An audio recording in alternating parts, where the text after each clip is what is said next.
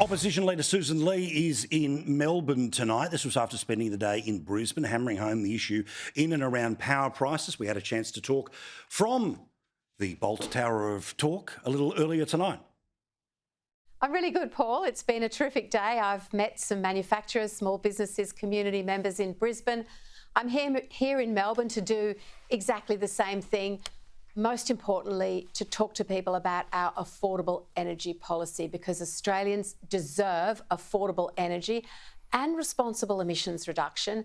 Under this government, energy policy is a complete train wreck, and we have to restore some sense of discipline.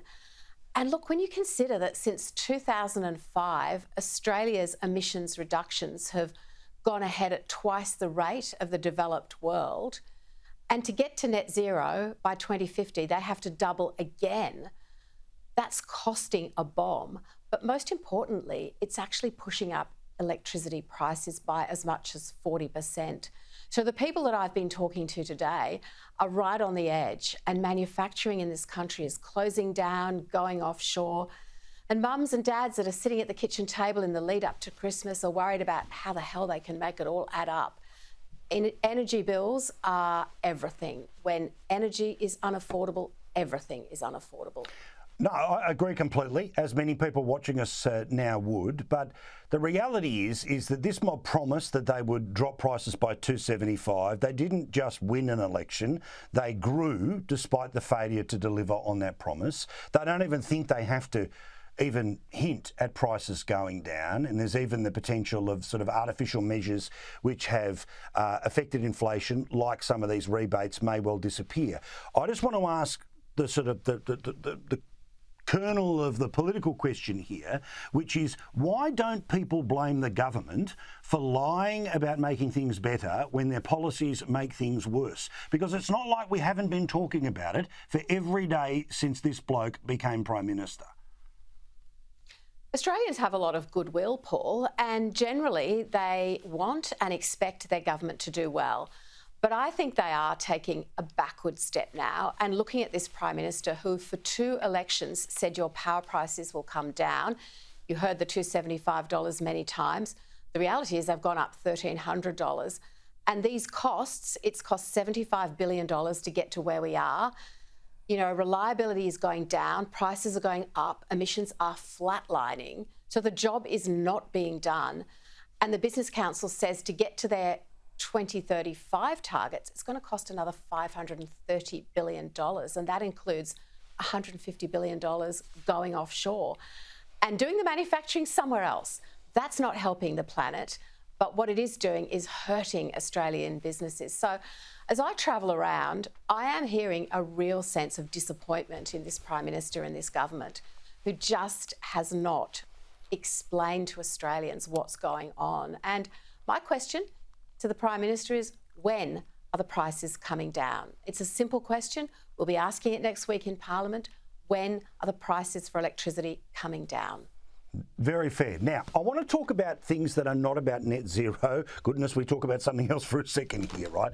But something that I mentioned post-election, something you mentioned post-election, and something that was very obvious, right, is that the machine that is the Liberal Party clearly didn't fire the way that it was hoped by those of us who didn't vote for this government.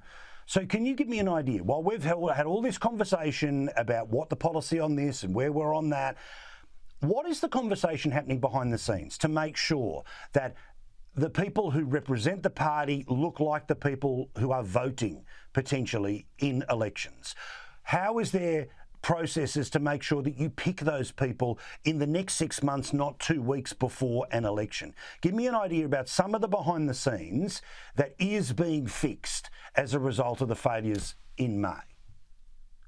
2 things, Paul, after a loss like the one we had is what went wrong. So the campaign review is going to be presented soon, and it will be frank and fearless because I've asked it to be, and it will be made public. What went wrong in the campaign? Because clearly quite a few things did.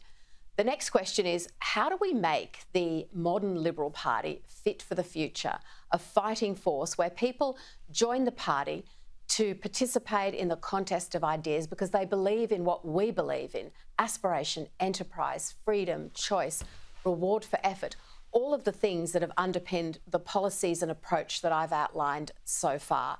Living within our means, delivering lower taxes via personal income tax cuts at the next election, fixing the crazy industrial relations system that is of no benefit to employers or employees. So how do we attract people who are part of, if you like, our tribe? Every Liberal Party member knows that moment in their life. I certainly do, when I realised this was my party, this was my agenda, this was what I wanted to fight for a better Australia. So there is a longer term review, and it is looking at these structures. And joining in that are all of our state divisions, because the Liberal Party is not one federated structure where everything is decided at the top. We're very democratic. So every state division is responsible for, as you say, getting the right candidates pre-selected for the seats that we know we must win to be contestable at the next election. We've got great people in our state divisions. They've taken on the challenge. They will look at the review that I talked about the last campaign, and the recommendations will be adopted. So I'm optimistic about the path forwards. So what about social media? I mean, you know that from when you first entered the parliament to where we sit today, how you respond to a government, how you sell the ideas that you have has well and truly changed. Now, you've got to do everything you did in 2001 plus a whole bunch more in the second quarter of the 21st century. And social media is a big part of that game. We saw what Labor did when Jess Wilson, someone in their mid-30s, the perfect example of the supposed modernisation that is desperately needed by the Liberal Party, yet the very first thing they come out with, cuts. Because we have this scenario where, unless you agree with every dollar of spending and how it is spent, the amplification of things like social media and the lies that can be told on social media by every element of the Labor Party over and over and over again, it kills you before day one. So how does the Liberal Party get smarter and fitter in the areas that aren't television and radio? I agree, Paul. We have to get smarter and fitter at meeting modern Australians where they are on social media, online, on whatever platform they're choosing. So we have to use the traditional methods of talking to people, if you like, but also the ones that we might not personally engage in so much. That is absolutely vital. But you know, when I talk to young people, they all talk about their values, and I know that we can appeal to them with those values. They talk about simple things like wanting to own their own home and how they can't see under this government a pathway to owning their own home. And I say to them, I don't want Generation Z and millennials to inherit a lower standard of living than I have.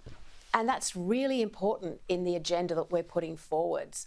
And I think that I would call this generation disenfranchised, because it's as if for this Labor Party, it somehow doesn't matter, when it should be the central proposition of every policy. How do we make sure that the next generations inherit a higher standard of living, good jobs, good opportunities, not just more debt, but most importantly, the opportunity to own their own home? Sussan Ley, good to talk to her from Melbourne a little bit earlier this evening.